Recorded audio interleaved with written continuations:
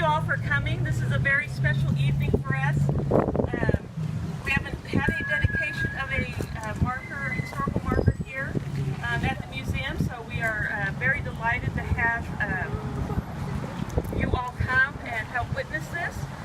On behalf of the city and the Heritage Commission and the Smoky Hill Museum, thank you for coming. I would like to have the wind stop for it. You're gonna hold that. I'd like to say some special thank yous before I turn it over to Mr. Klinger and Dr. Silverman. And the first group I want to definitely thank after the bells ring.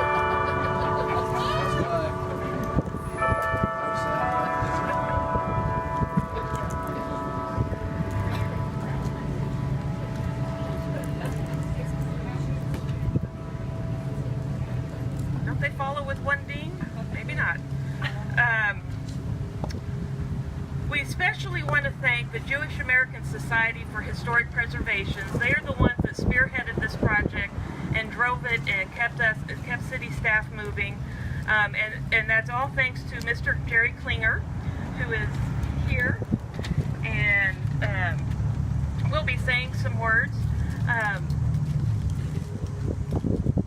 I also want to do a special thank you to the Masonic Lodge, who are also sponsors and help make this marker happen. Mr. Bondi was a member of the Salina Masonic Lodge number 60 and was the first secretary of the lodge. He was also a charter member of the Salina chapter of number 18 of the Royal Arch in the York Rite. He was a Scottish Rite member, attaining the level of the 32nd degree Knight Commander Court of Honor. And lastly, he was a member of the Isis Shrine Temple. And it's because of all these Masonic organizations help support this project, along with the Jewish American Society for Historic Preservation. I also want to thank city staff who helped make this possible, along with Dr. Silverman and the Heritage Commission and all the Heritage Commissioners who are here. And I especially want to thank Dr. John Berger, I'm in the doctors tonight, Mr. John Berger, who is the city planner and the staff liaison to the Heritage Commission. And finally, I want to thank the staff who actually put in the marker, which was Rick Schreiner, Gary Michaels, and Steve Fowler. Now it is my pleasure to turn the microphone over to Dr. Silverman, who will introduce Mr. Klinger. Good afternoon, everybody. I'm so glad to see so many people out here. When some 20 years ago or so, our guest today stumbled upon a book while he was on vacation in Columbia, California in the Sierra Nevada mountains called Pioneer Jews. And Mr. Klinger had been a student at yeshiva, and he said this afternoon that anything after the fall of Rome until the establishment of the State of Israel, they didn't really study much of that history. So he was really surprised to learn that Jews had helped pioneer the American West, and so he has spent the last 20 years discovering and rediscovering stories about Jewish Americans such as August Bondi, who helped make America what it is today. So it is with profound pride for Salina I introduce Mr. Jerry Klinger.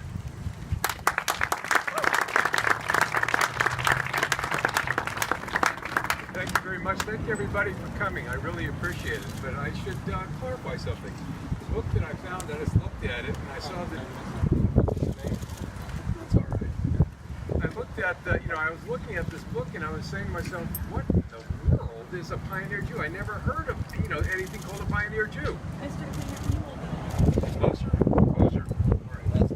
All right, I'll hold this closer. Well, I began a journey. It was a journey of discovery, not of Jewish history, but of American history, of our history together as a people, as a country. Let me just try and explain something about Mr. Bondi and about the people who came with him after the failed revolutions in 1848. There was an unfortunate statement made by a governor, the governor of New York, Governor Cuomo, who said America wasn't great.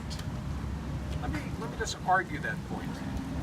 The American Revolution was something incredible. It's In essence, what the American Revolution did, it spread an infection, a disease called freedom throughout the world. And in Europe, they had never heard of these concepts. Concept of freedom of religion, freedom of speech, freedom of assembly. This was something that was totally alien. And this is what part of the 1848 revolution was trying to accomplish.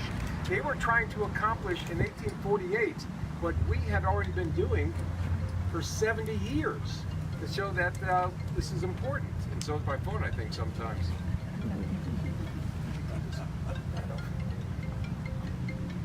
What happened was this American concept was so revolutionary, they wanted to try it. Unfortunately, they were defeated. And when the answer came down, what could they do? Bondi and everybody else could stay there. They could stay and try and struggle through. But the conservative forces were such that that would have been foolhardy. They knew, in the words of Louis Compertz, who was a writer, German writer at the time, he says, there is only one hope for us, and that is America. And we will come to America to be part of America and to try and see what can be done to help shape this idea, this radical idea of freedom. When he came here, he was introduced to something that was so shocking to him, and that was slavery. He looked at it and he was horrified by it because he says nobody can own the labor of another man. That person's labor is their own. What you produce is yours to produce. It's yours to sell to whoever will pay you whatever it is. Nobody can own another person and saying, you will do this for me. And he found it revolting. He came and when he had the opportunity, and he moved into Kansas, and he came here deliberately because, you know, there was this argument going on as to how the state was going to vote. Were we going to be free? Were we going to be slaves? And he wanted to be on the side of freedom. So one of the things that he did when he started his home, and he owned a little piece of land. Now that's using that term, own a little piece of land, you don't think anything of it here. For the Jewish world, that was something. Jews weren't allowed to own land. We were not allowed to vote. We were not allowed, and this is the European world. We weren't allowed all these things. So for a Jew to come to Kansas and be permitted to own land was revolutionary. This concept, this freedom. First things he did, he opened up his home, he was married, and he made his home part of the Underground Railroad. Well, that, needless to say, didn't sit well with certain people. His home was attacked and burned. And while he was under attack, one of his neighbors came to help him with his sons to fight off the border ruffians who were going to do probably worse than just burn his house. That man was John Brown. Mr. Bondi then allied himself with the efforts of Mr. Brown, and he didn't agree with everything he was doing. But when the Battle of Blackjack became necessary, he was standing right next to him in the fight. He and two other Jewish Americans said, we will join with you in this struggle for freedom. After the Civil War began, Bondi decided he has to do more. Actually, it was his wife that says, you better get out there and join. And he did. He became part of the Kansas Cavalry. And he served for 3 years. He rose to the rank of being sergeant until he was badly wounded at the Battle of Pea Ridge. Then he was left on the ground because the Confederates had taken back that area, and there was thus a wounded Union soldier. They looked at him and just left him on the field to die. While the Union forces moved back, Bondi was picked up and he was nursed back to health. After the war, Mr. Bondi decided, this community, Salina, this is where I want to live. This is where I want my family to grow up. This is where I want to be part of. And he came here. He was the postmaster. Eventually, he was a judge. He was very proud of one association, a universalist type of association. That of one of recognizing the humanity of all of God's creation. He was a proud Mason, and he rose to a very, very high rank. So the story of Mr. Bondi is it's not a Jewish story so much, it's an American story. It's the story of this infection that spread, this concept of freedom that made this country so wonderful, so unique. You know, I was debating whether I should share one little thing with you. It's actually about my own background, why this country is so unique, so special. Slavery is something that I know, unfortunately, better than almost anybody else. My father was a slave. He was a Nazi slave laborer. He was liberated by Patton's forces at the concentration camp of Buchenwald. When he was given a choice where to go, he said, there's only one place to go, America. This country offered him life, opportunity, and it offered him freedom. So we can talk about Mr. Bondi from 100 years ago. We can talk about this special place that we all call home as being one of the greatest in the world.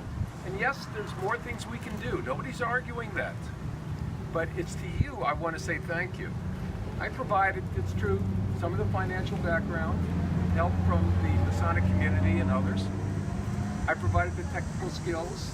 I've done projects in 30 states, 5 countries. We get about, 7 million people a year who see these things. But without you, the people of this community, I couldn't do a thing. I could offer, but if you didn't want the story of Mr. Bondi and the struggle for freedom to be represented here, it never would have happened. So the thank you is really to you. And I want to thank everybody here for coming, and I want to thank you for the opportunity to be part of your story.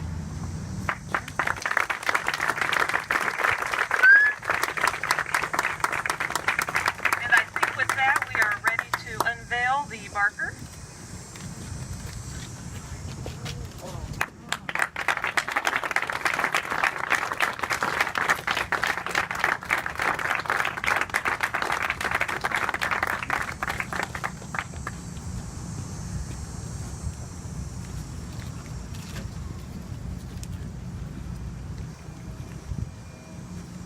Please feel free to come up and view the marker. And those who are here for the notorious grand opening reception, you can also make your way inside if you'd like.